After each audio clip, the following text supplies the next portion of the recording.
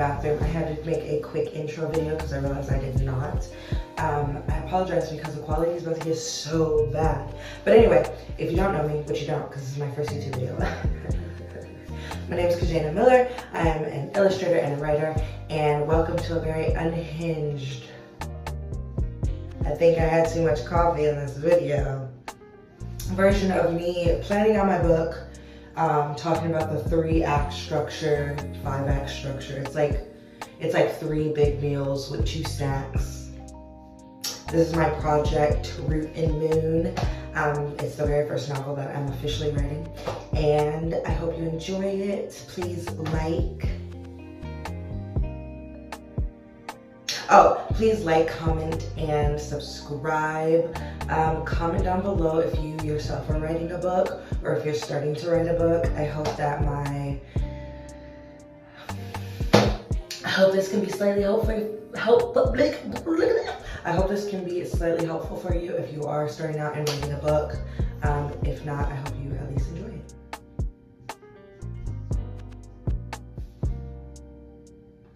Like, comment, subscribe, please, or I shall cry.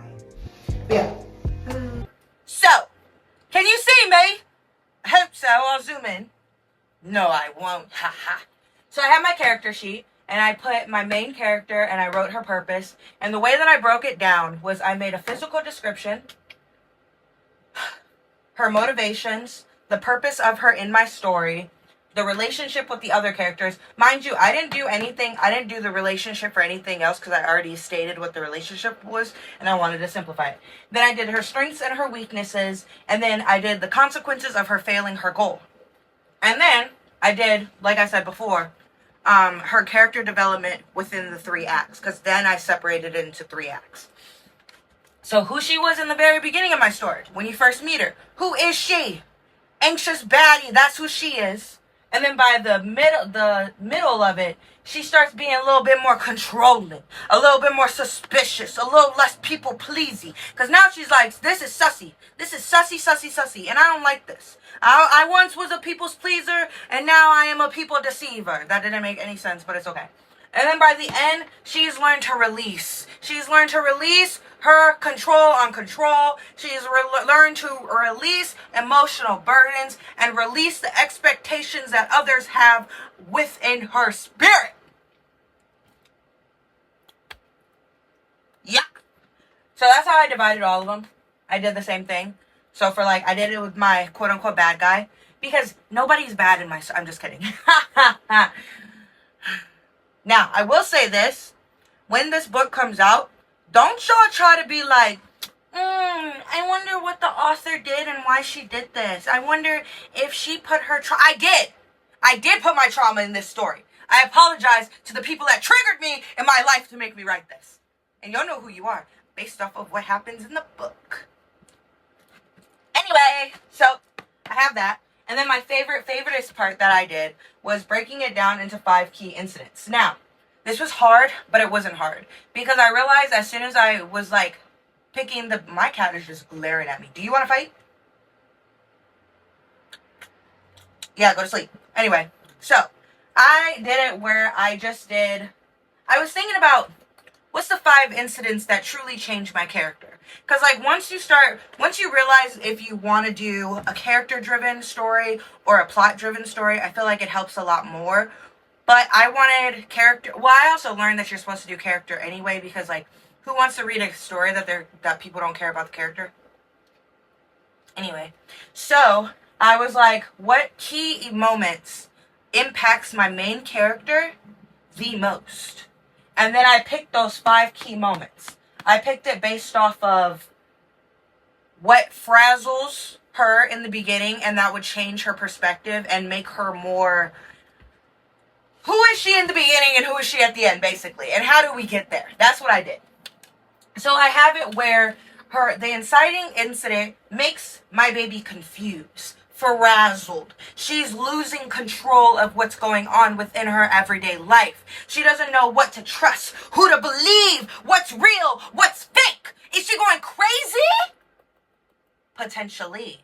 And then my second point which is another key moment, starts off her journey. This is when we get into the nitty-gritty. This is when we get into the hardcore crazy stuff, right? Why do we get into the hardcore crazy stuff? Because this is what starts it. What makes her go, all this crazy shit is happening to me, but this one crazy thing just set off a whole lot of questions that I now need the answers to, because if I follow this trail, the thing that happened in the inciting incident will make sense. So she starts following those trails, leading her to the midpoint of the story. Now the midpoint, that's where you growl them up a little bit. That's when you go a little crazy, a little hocus pocus, right? That's when she's coming to her journey, right? And she's figuring out, oh, I got the answers. I'm figuring it out. Everything's all going good. Psych! Midpoint. Something else happens. And now everything you just learned is a lot bigger than what you thought it was at first. So now you got to figure it out. Now you got to know, who are you? What's the purpose of you being here? I just went through this whole journey after my inciting incident, terrified, made all these connections, and now you're telling me that this is bigger than what I initially thought this was? That maybe the people I was trusting the most, that I was trying to get answers from, is the people that wronged me in the beginning? So you go to the midpoint. Now the midpoint to the beginning of the end, that's where my mind gets beefy. I don't know about you, but it gets beef.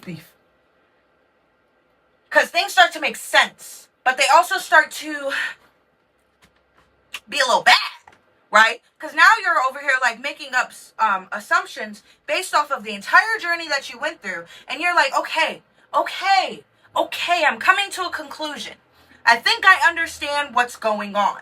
So I can move forward based off of this. And I went on this whole journey that's completely changing my characteristics and my viewpoints of this world, because I'm finally at a point where I think I understand and I can control, or I at least can embrace the changes that are happening to me. And then you go from the beginning of the end to the conclusion. Now me personally, that's when my story fucks up. Not in a bad way, but that's when it's like, oh, okay, I thought this one thing happened. Oh, never mind. So you mean to tell me that you weren't, so it wasn't about this, it was about this. That's literally what my story is at the end. So it depends on like what your story is. I know like the example that somebody had in TikTok, they were like, if you want to make this simpler, like I told you before, this story is not simple. I don't know why I did this. This is my first fucking book. If this was like a romance novel, right? The inciting incident, boom. You meet said lover at the train station. But you only got their train ticket. You didn't get anything else about this. Train tickets have like names and stuff. Anyway, you get that only his thing. Or maybe he left something on you and now you have to find him. So you go on this epic journey of love to find said mystery lover who you fell so madly in love with on the first sight. And then throughout your journey, you learn a little bit about yourself, what you need, because maybe you come from a bad background. And as you're discovering that you do deserve love, and as you discover who this new person is, you start discovering a little bit about yourself.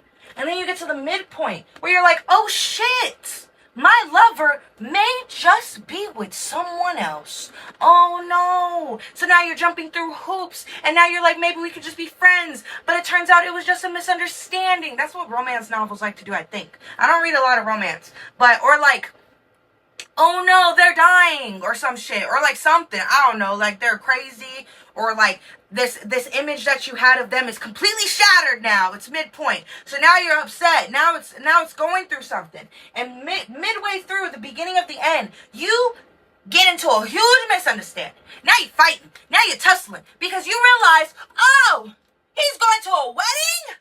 A wedding? It's his wedding. So you go there. And you're like, I will support you.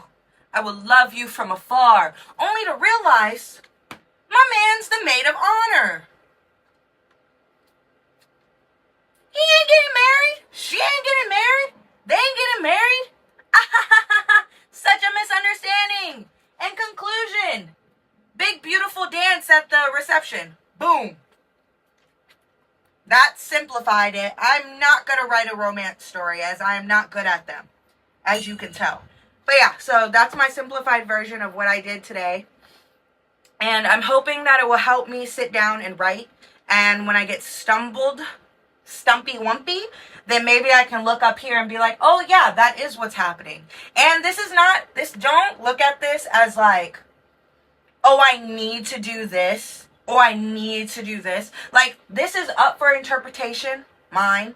This is up for change, my change. And if I come up with a better plot or a better understanding of the story, then I'm going to change it as I go. But make sure that you write it down and cross off things, because this is so big. Don't be afraid to make this dirty and ugly and because the final project is your beautiful published book.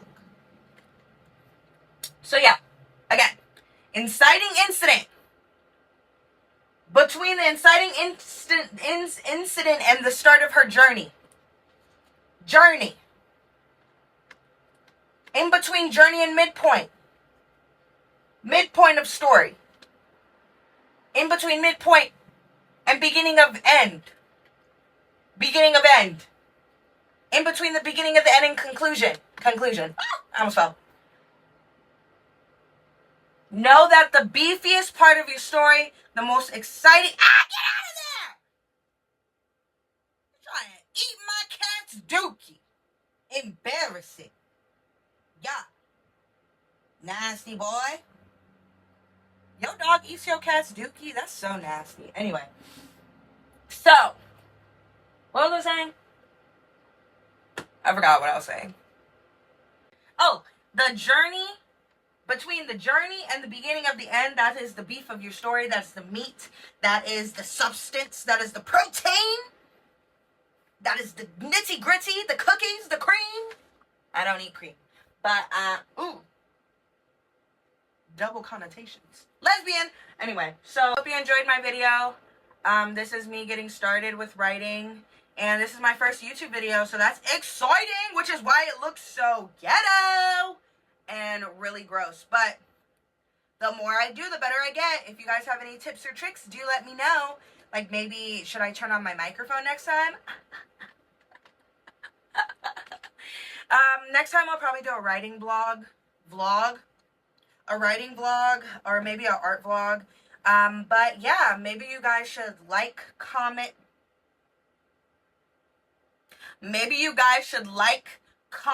and subscribe.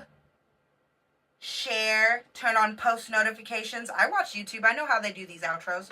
And let me know what else you want to know about writing, or what else you want to see with my writing journey. If this was interesting, I don't know. Maybe you liked it, maybe you didn't. If you didn't, don't tell me that.